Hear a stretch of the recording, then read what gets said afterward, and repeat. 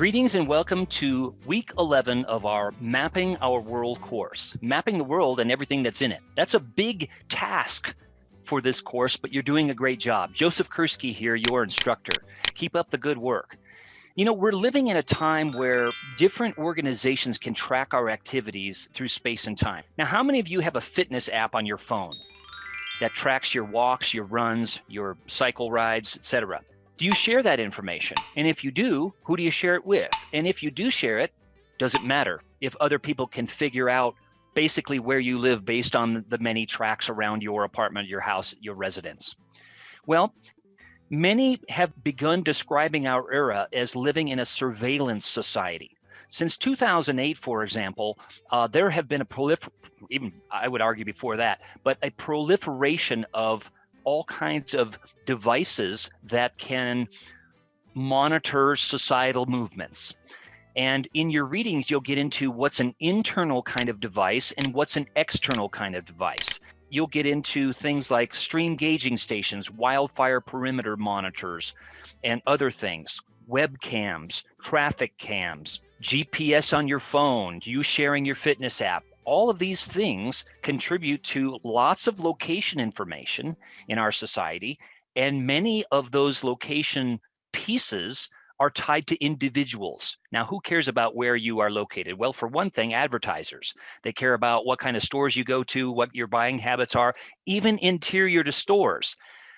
There are devices, and you can read articles about store managers caring about where do people spend most of the time, in the grocery store, in a clothing store. Well, right now there's not very much going on in individual clothing stores. There's a lot of it's online nowadays, isn't it, folks, in the current situation? But basically, in normal times, right? Where do you actually spend your time in a store?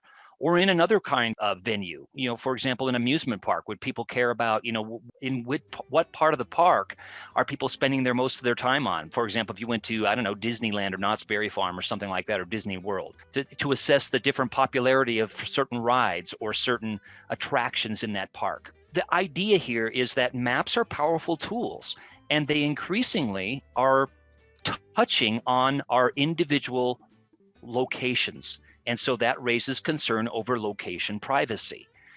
And so I want you to think about what kinds of concerns there may be and why they're related to mapping, because they're all related to physical geographic space. And we are mobile and very physical creatures, right? So we're spending time in that space, which is increasingly being monitored.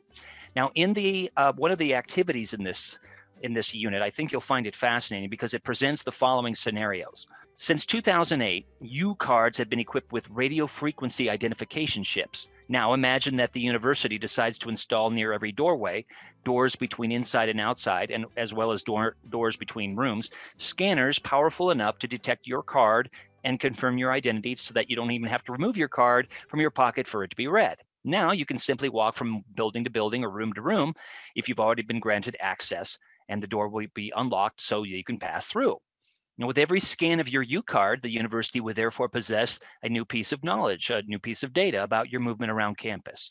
Knowledge of this data leads to demands from many people and groups to have access to it.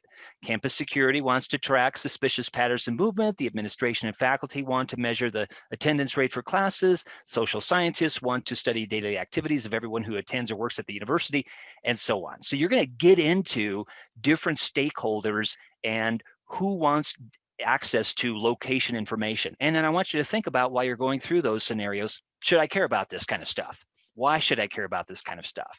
So you're going to get into that activity. The hands-on activity I'm really excited about because it's map based and map related, and what's not to love about maps. But you get into some data that's really fascinating. It has to do with people tracking their movements through a golf course. And so, you know, these golf course players, these golfers, had devices, and their movements were tracked voluntarily by them on the golf course.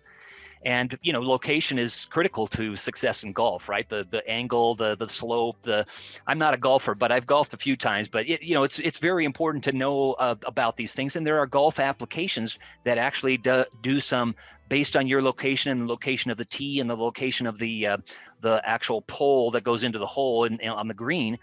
The best iron, the best wood to use for a certain shot based on the angle and the slope and the distance to that. So spatial applications, golfing applications are quite important. Now, I want you to think about when you're going through that activity about location, privacy, but also precision. That's a fundamental theme in our course. And isn't it interesting to actually be able to detect the movement of different golfers around this golf course? So you're going to be using ArcGIS Online and a bunch of data inside ArcGIS Online to look at individual movement of people on a golf course. So anyway, fascinating, and it's all related to mapping and spatial analysis and being critical of the data. So I hope you enjoy this week 11, surveillance, location, privacy, and a little bit about data quality as well. Have fun with it. I hope you enjoy it and find it valuable. Mrs. Brown, you've got a lovely web map. Maps as sharp as yours are something rare. And I'm glad you shared it with me now. You've placed it in the cloud so I can use it too. We'll see you in the course.